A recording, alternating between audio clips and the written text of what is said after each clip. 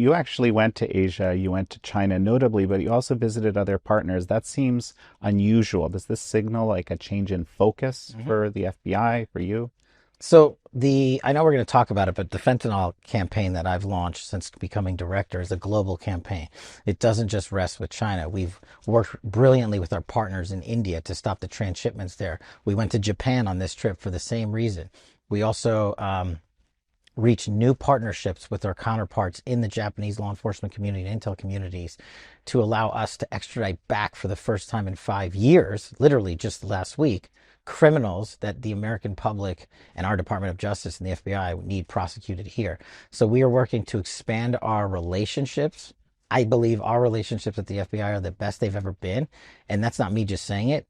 You can't get a criminal back from the Japanese government if you don't have a great relationship with them. And that was part of the reason why we went out there. Same thing in Korea.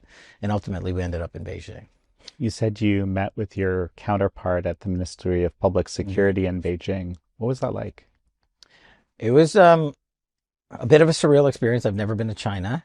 And President Trump, thankfully, had these powerful engagements with President Xi. And what I can speak to is the FBI's mission under that conversation, which is to attack the fentanyl crisis, which is killing tens of thousands, hundreds of thousands of Americans these last few years. And we're not going to agree on everything. And this is what I told my counterpart when I sat down with him. We're not going to be 100% on 100%. But where we can agree, our respective presidents said we should agree. And where the FBI's mission and the MPS mission overlap is shutting down the fentanyl precursors that the drug trafficking organizations are using down in Mexico to kill Americans. And we reached that agreement immediately. It wasn't me just showing up there. This was a 6-month campaign where I engaged my Chinese counterparts over the phone and video teleconference and through a law enforcement attaché office. Kudos to Ambassador Perdue in China for helping us with this successful mission and being a great partner in the State Department and the White House and National Security. This is a whole of government approach.